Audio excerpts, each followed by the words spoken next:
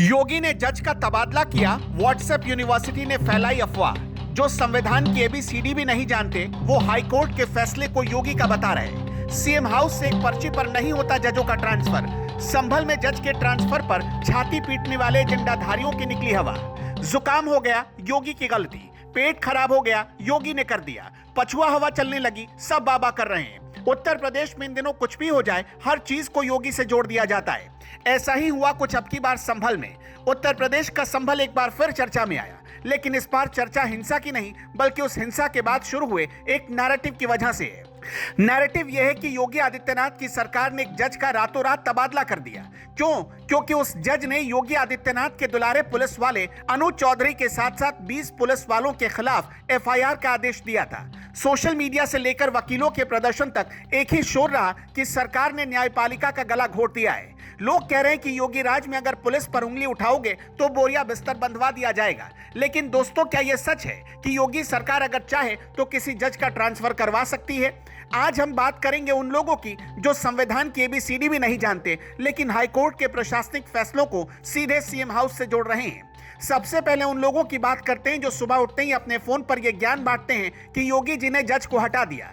इन लोगों को लगता है कि भारत में जजों का ट्रांसफर वैसे ही होता है जैसे किसी लेखपाल या थानेदार का होता है। इन्हें लगता है कि मुख्यमंत्री या गृह मंत्री एक पर्ची पर साइन करते हैं और जज का तबादला हो सकता है। अगर आप भी ऐसा सोचते हैं तो आपको संविधान के अनुच्छेद 235 को पढ़ने की सख्त जरूरत है। भारत का संविधान साफ साफ शब्दों में कहता है कि अधीनस्थ न्यायालयों यानी कि लोअर कोर्ट्स के जजों पर पूरा नियंत्रण संबंधित हाई कोर्ट का होता है। मतलब कि उत्तर प्रदेश के किसी जिले में कोई लोअर कोर्ट है तो वहां पर कोई भी ट्रांसफर या पोस्टिंग होगी तो हाई कोर्ट के आदेश से, सरकार की उसमें कुछ भी नहीं चलती।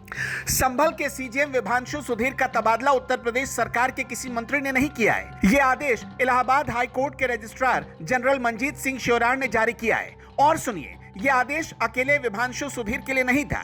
इस लिस्ट में 14 न्यायिक अधिकारियों के और भी नाम थे। क्या सरकार ने उन बाकी 13 जजों का तबादला इसलिए किया क्योंकि उन्होंने भी किसी पुलिस वाले को डांट दिया था?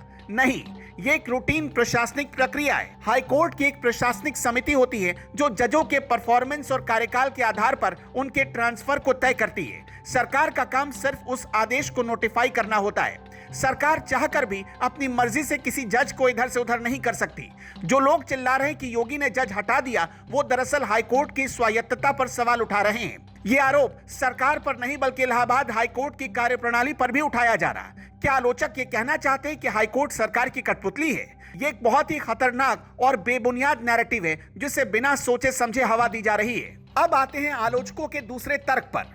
उनका कहना है कि टाइमिंग देखिए, 9 जनवरी को एफआईआर का आदेश आया और उसके फौरन बाद ट्रांसफर हो गया।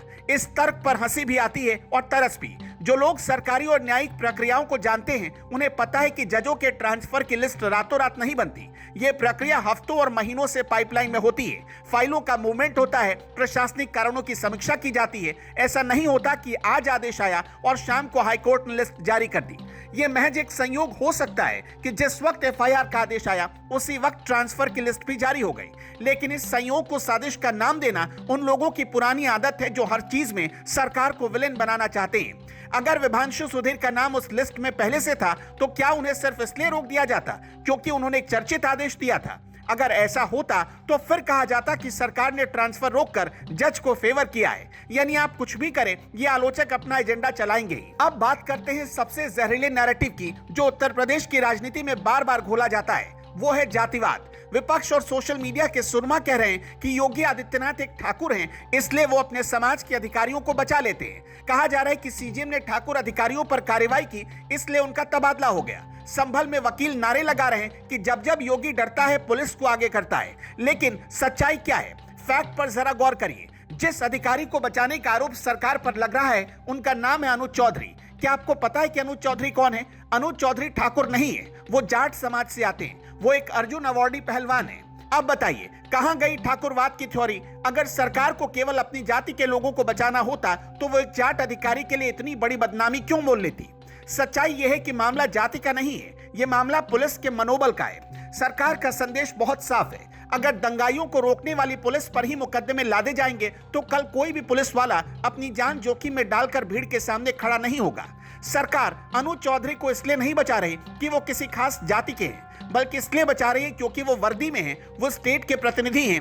आलोचकों को ये बात समझ में नहीं आएगी क्योंकि उन्हें हर चीज में सिर्फ एक जाति का एंगल ढूंढना होता है।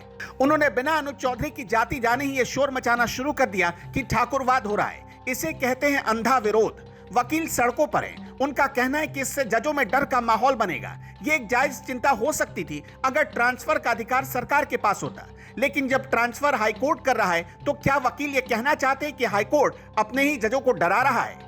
जरा इन आलोचकों के दोहरे मापदंड को देखिए। जब यही अदालतें सरकार के खिलाफ कोई फैसला सुनाती हैं तो ये लोग तालियां बजाते हैं, कहते हैं कि न्यायपालिका स्वतंत्र है, लोकतंत्र जिंदा है। लेकिन जैसे ही कोई प्रशासनिक फैसला इनके नैरेटिव के खिलाफ जाता है तो तुरंत कहा जाता है कि न्यायपालिका बिक गई, सरकार दबाव में।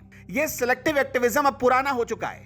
आप अपनी सुविधा के हिसाब से संविधान और अदालतों की व्याख्या नहीं कर सकते। संभल में जो हुआ वो दुर्भाग्यपूर्ण था। जांच चल रही है, न्यायिक आयोग बना हुआ है, मगर एक रूटीन ट्रांसफर को आधार बनाकर यह झूठ फैलाना कि सरकार ने जज को सजा दी है, यह जनता को गुमराह करने की एक भद्दी कोशिश है। ये मत भूलिए कि उत्तर प्रदेश में चुनावी साल चल रहा है, इसलिए कुछ लोग ऐसी बातें बार बार करेंगे। अंत में सिर्फ इतनी ही बात कहना चाहते हैं, भारत संविधान से चलता है। यहाँ चेक एंड बैलेंस का सिस्टम है। न्यायपालिका कार्यपालिका के अधीन नहीं है। जो लोग संभल के सीजीएम के तबादले पर छाती पीट रहे हैं, उन्हें पहले यह समझना होगा सिस्टम काम कैसे करता है। बिना तथ्यों के चिल्लाना आसान है, लेकिन सच यह है कि योगी सरकार ने ना तो जज का ट्रांसफर किया और न ही वो ऐसा कर सकती है।